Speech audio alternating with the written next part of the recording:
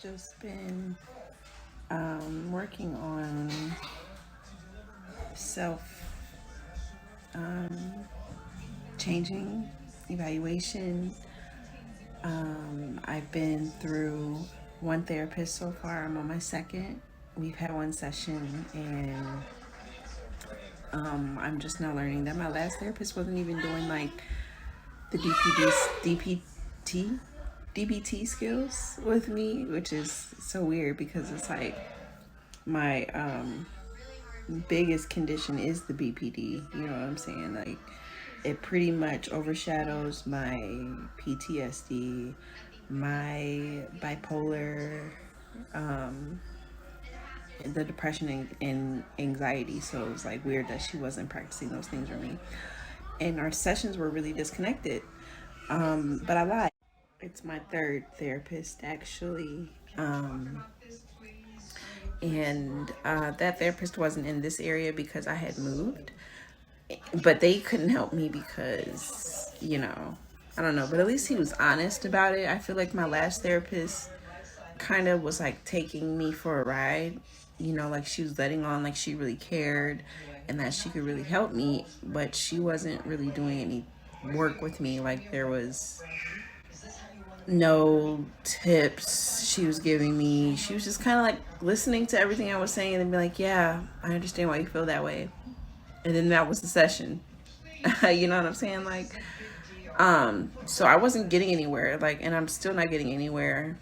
But now I have a psychiatrist, which more so deals with like medication. But even when I go in there and I talk to him and his assistant, they look at me like I have three heads. So it's like now I'm in a limbo, which happens a lot. If you have mental health issues, or even those with like only one or two, it doesn't even matter. Like if you have mental health issues, period, you know how it is. Like these appointments, they're spread out like crazy. They're never consistent. Or I mean, I guess it depends on like who you see.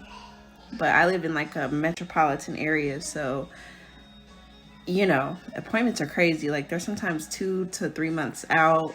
During a good season, they're only a month out, but that's not the point. The point is like I'm in limbo because I've gone through a breakup. In the last 3 months, I've gone through a breakup, I've moved, and I've switched therapists.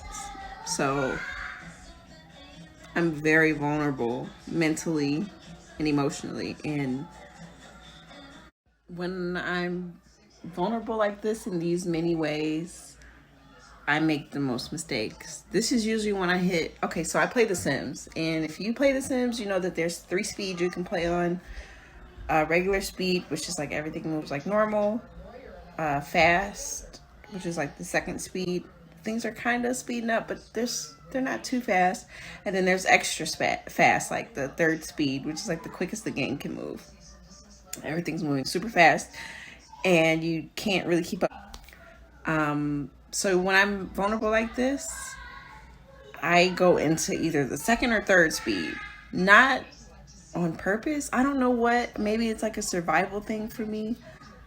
But it's scary because that's when I make the most mistakes. And then 3 or 4 months will go by of me trying to deal with the mistake or clean it up. And, some mistakes you can't come back from. Some mistakes don't go away. Some mistakes you have to live with forever. That's one scary thing about it. The second scary thing about it is sometimes my mistakes or bad decisions, whatever you want to call them, will end up jeopardizing my safety or the safety of my children. I don't fuck with that at all. I don't like that because I would never intentionally put my children in danger ever. Like I love them. They are my life outside of my body. So that it conflicts with me, when the moment comes and it's like, fuck, this is my fault. And now everybody's in danger because of it. That fucks with me like hard. Which is why I'm at where I'm at now mentally, because this last breakup, bro, story time. It was very toxic, very bad. and nothing that I would ever want my kids to witness. But unfortunately, they had to witness, just due to the circumstances. I don't want to dive into like too much detail. Maybe I'll make like a separate video where I just like run down the entire relationship that led up to the breakup. But basically, the day of, I'm packing my things to get out. We're arguing back and forth. You know, he's yelling, I'm yelling. I'm looking for my keys to leave. He's holding them in his pocket. Give me my keys. No. Give me my keys. No. Okay. I'm going to call my brother to come over here and get me and my kids and my things. And if you don't give me my keys by then, I'm going to call the police. You know, and this was me being considerate because this guy has a previous run with law enforcement. So I'm very much low conflict. Like, don't want to make things worse, especially shit that don't have nothing to do with me. I knew who I was dating when I was dating them, and I'm not the type to like kick you when you're already down, even if you deserve it, because this motherfucker definitely deserved it. But I just wanted to get my shit and go. So I'm like, whatever. I won't call the cops, but I will if I have to, because you're not gonna hold my things hostage. You're not gonna play my goodness against me. So I go to call my brother, and he's running up on me. Oh, who you calling? Who you calling? What's this? What's that? You know, like threatening violence now. Oh, I should put my hands on you. You go in my pockets. You try to do this. You try to do that. I'm going to hit you. We're going to fight. My kids are on the couch screaming and crying, ready to go. You know, I have everything packed up by the door. My things, the kids, you know, my youngest is 2. My oldest is 6. So just give me my keys, bro. Like, this is getting out of hand at this point. You know what I mean? Like, I've already stated several times that it's over. This situation that we got into it, you know, it wasn't even solely about what I had found that day. It was more so like I had been telling this person, change this, change that. I don't appreciate when you do this. I don't appreciate when you treat me like that. And this was more so like the cherry on the cake. This was the last straw in the haystack. Haystack fell. So there was no repairing the relationship at this point. I was ready to exit. Just let me exit, you know? But he would not budge. So I see my lanyard hanging out of his coat pocket, and I snatch my keys out of his pocket. What does he do? He tackles me. Yeah. Tackles me.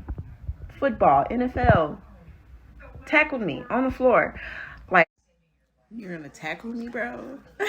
What are you doing? These are my keys. At that point, you should have just been like, okay, fuck you, bitch, leave. You know what I'm saying? And just let me put my kids in my car, let me get my shit and leave.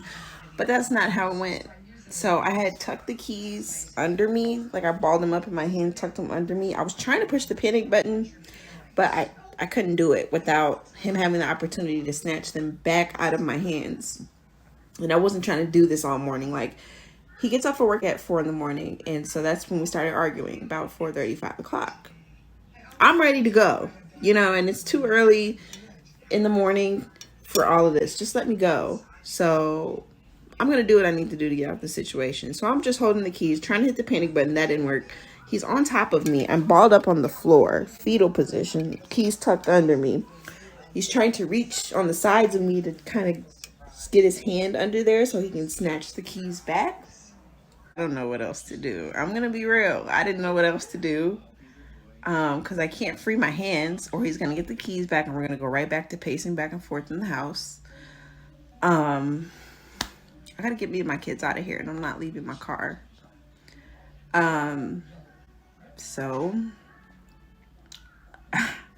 that fight or flight instinct kicked in and I started kicking the front door, started kicking the screen door. Crazy, kick. And he has a dog too, so the dog starts barking.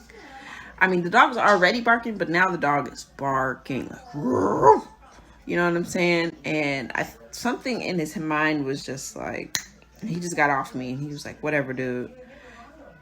I didn't even think twice. I took the kids, snatched them, threw them in the car, seatbelts, and I just took off. I didn't take anything I packed. The only thing that I was able to take was my purse. So we go to a hotel. he had my phone too. That was like an exchange thing. Like I had to make a last minute sacrifice because in one hand I had the keys, in one hand I had my phone. So when he finally gets, when I finally was able to flip him off of me, he was grabbing for the keys. He wasn't able to get the keys. So I guess he was like, fuck it, I'm going to get something. And he snatched my phone. I'm not going to fight you for my phone. I just spent 2 hours fighting you for my keys. We didn't leave his house till like 6 o'clock in the morning. And I told you he gets up at 4 for work. So like I said, I took the opportunity and I left. You can have the phone. You can keep my things. Why do you want them? I don't know. But whatever. You destroy them, you destroy them. And I'll deal with that later. But right now, we got to get the fuck out of here. And that's what happened. That's how I got out of that situation in survival mode. Which, that's great and everything. I pat myself on the back for being prepared and handling it in a way that I could keep my job and still continue to, take my oldest to school and things like that. But I never switched out of survival mode. So now that I've successfully made it out of that situation, I'm still living as if I'm surviving. Like I'm not enjoying this time alone or even, it's hard. And I haven't seen my psychiatrist since March. And because of the therapist switch, I haven't spoken to a therapist since it happened. Really, because I think it happened, the breakup happened, and then I had my next session that Monday. So like the breakup happened on like a Saturday, and my next session was like that Monday. And that last session with my previous therapist was so like, I was just like, I'm in a Facebook group too, for other people with BPD and things like that. And they were all like, you should get a new therapist, which prompted me to finally pursue getting a new one, because her last appointment that we were supposed to have, she rescheduled last minute. And then she didn't even follow up with me, didn't send me the link after I missed it. It was just kind of like, it felt like she was avoiding me, which maybe she wasn't, but I didn't sense an enthusiasm in her, like wanting to help me or like wanting to get to the bottom of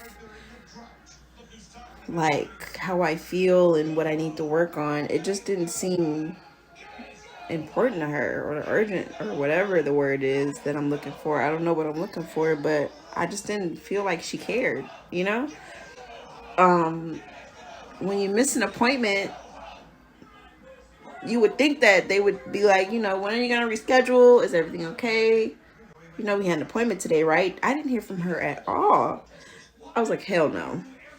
So I called the office and I switched. And my first appointment with my new therapist, wonderful. Like I felt great. And it's because I felt like she was actually listening to what I was saying. And I could see her taking notes. So like, okay, here's the thing, right? So I don't know if this is a BPD thing or if this is just a me thing, but I make a lot of excuses. And I love when people understand and they let me make my excuses and they let me live, right? But that's not good for me all the time. So this therapist, like, I was like, appointment, great. She was like, telehealth. Whoa. My last therapist, everything was like over the phone. We never did a telehealth, never did it in person. She didn't even push telehealth until the last appointment, which she then ended up canceling. And then didn't even follow up with me about the appointment until I made an appointment with a new one. So now I'm paranoid, like, are y'all talking about me in the office? Like, why would you text me a 2 or 3 days before my appointment with my new therapist and ask me, you're going to see me again, or when I'm going to make a new appointment? Girl, our appointment was 3, 4 weeks ago. You're just now texting me and asking me when you're gonna see me again. I got a better one for you. Never. Because I hired your colleague. Thanks. But no thanks. So yeah. Anyways, there was that. And then once we were in the actual telehealth appointment, the ending of it was like, so the next one is in person, right? I'm like, whoa. I just told you I have agoraphobia. Is it agoraphobia? I have a fear of public places and people. Don't ask me. Okay, my psychiatrist just diagnosed me. So I'm like, whoa, in person is too much. Plus, I don't, like, my youngest is not in the daycare, so she's with me all the time. I work remotely as well. So I'm like, that's just, in person is just not going to work, because I'm going to have an in-person appointment. I'm going to have to plan like 2, 3 weeks ahead of time, because I need a sitter. I don't want my 2-year-old destroying your office, and I want to actually be able to focus so I can open up. Because with my kids around, it's like I'm hyper focused on their safety. I don't want to miss anything, because in my childhood, I don't know if I was like purposefully neglected or what, but you know, there were so many of us that there wasn't attention on all of us at all times. So there were opportunities for unsafe things to happen. And, you know, so I have this hyper vigilance to keep them safe in my presence. So I can't focus on what it is that I'm trying to do all the time, which is another reason why I don't really like to go out in public, because it's mentally, it's a lot. It's a lot. I put a lot of pressure and stress on myself because of the things that I've experienced, you know. So I try to just remind myself that they're not me and I'm not my mom, but it's hard. Because if you compare my lifeline to her lifeline, I've made a lot of similar decisions to her, and it's scary. So one of the driving factors of me even like wanting help and like seeking help and all of this, one of them, because I told you one of the most important was my kids. The next important is to kill my anxiety of becoming my mom. I don't want to become her. I don't get me wrong, I don't like hate her or anything like that. I have an immense fear of being her. I don't I don't want that. So yeah. But I see things in myself the older I get, you know, every day, and I'm like, fuck, there's mom, fuck, there's mom, fuck, there's grandma, because I love my grandma too, but there are things that, you know, I experienced with her as a child that really stuck with me. And these are women that don't really believe in the mental health thing, you know, or didn't at one point, but I think they're kind of warmed up to it. I don't really know. But you know, it's not widely accepted in the African American community, Black community, whatever you want to call it. It was weird for me to even tell them that I was seeking help, you know. I used to hide it. I would say I'm like going to like a regular doctor's appointment, or I would say like, oh, I'm going out to hang out with my friend, but I was really like in the therapist office or in the car on a telehealth type shit. But I mean, after like a year and a half, because I was diagnosed in 2021, so I've only been dealing with this for like 2 years now. It's been rough. Like I was hiding it for a while, but now I'm kind of getting more comfortable with it, like my diagnosis, and like opening up about it and getting help with it, even though I'm not going anywhere. One thing I can say that's consistent with the health professionals I've seen, they sense my frustration and my anxiety with having it and not being able to cure it or get over it right away. A lot of people with BPD, I believe Google said it takes 20 years. I think I said cure in the last video, but there's no curing it. There's no getting over it. Like BPD is a permanent condition, I'll say, because yeah. But based on my loose research that I've done while playing on the internet and my moments of despair, I've learned that it takes about 15 to 20 years for some people to manage it. And like I said, it's uncurable, so you live with it forever. And I'm still trying to come to grips with that because I'm not ready to accept myself like this. Mainly because everybody didn't have to go through this, especially Black women. Like, there's probably, based on my loose research as well, I think it said 3 to 4% of Black women have BPD. 4 to 10%. I don't know. It's probably more thorough research out there, but you get what I'm saying. It's not a lot of us, which makes me feel even more like shit. So just be patient with me, you know. I was only diagnosed in 2021, so as I'm making these videos, I'm still also fighting to come to terms with it as well. Like, I'm still chasing this false hope that there's a chance that I'll be normal, whatever that means. I don't know what it means, but I have this normal standard in my head that I'm trying to meet. But once I get over that, I'll be fine, you know? I just have to accept this, but I have not reached that place yet. So most of my days are filled with guilt, self-guilt, and a lot of depression. It's really bad right now.